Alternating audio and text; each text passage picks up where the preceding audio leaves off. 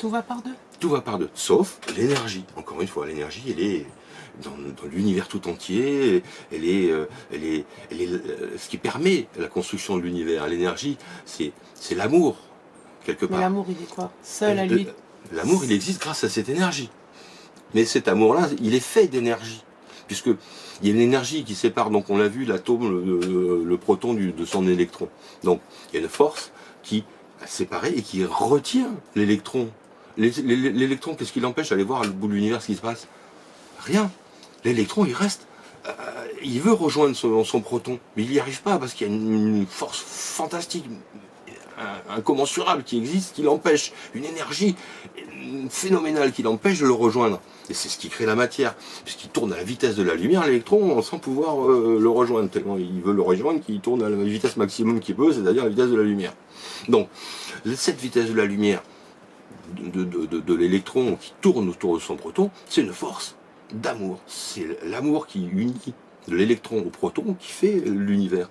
Dieu est amour, oui, Dieu est, si c'est la force d'énergie de l'amour qui réunit l'électron et le proton, oui, effectivement, l'amour crée l'univers. Donc l'amour, c'est une force, une loi, même universelle.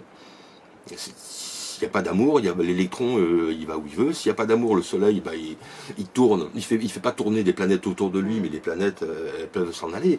La planète, c'est par amour qu'elle tourne autour de son soleil. Une cellule, quand elle voit une autre cellule, qu'est-ce qu'elle fait? Elle veut se rapprocher de cette cellule pour faire une autre cellule. C'est une force d'amour qui l'unit à cette cellule. Comme les crevettes, comme les poissons, comme les mammifères, comme nous. Donc pour s'assembler, on a besoin, pour s'assembler, on a un besoin absolu de s'assembler l'un avec l'autre. C'est une force d'amour qui nous unit. Mais c'est une force d'amour terrestre. Mais donc l'amour universel, c'est l'amour du proton pour l'électron. C'est un amour universel. Mais c'est pas l'amour que les yeux, que l'homme le voit avec ses yeux. Ça, J'aime c'est ce que je viens de dire. Voilà, exactement. C'est pas un amour terrestre. J'aime les plantes, j'aime les animaux, j'aime ma femme, j'aime mon enfant. C'est un amour terrestre.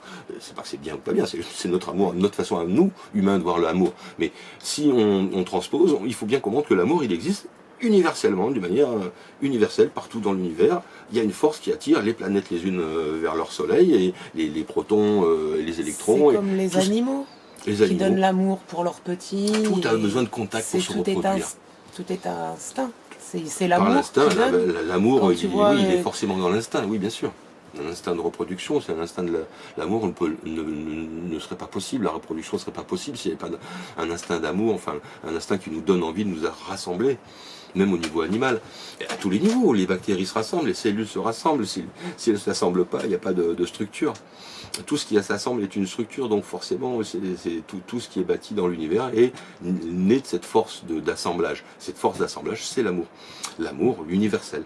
Il faut bien penser donc qu'il y a un amour universel, un amour humain, comme il y a une vie universelle par l'atome et une vie humaine qui est sur Terre, qui est différente. C'est pas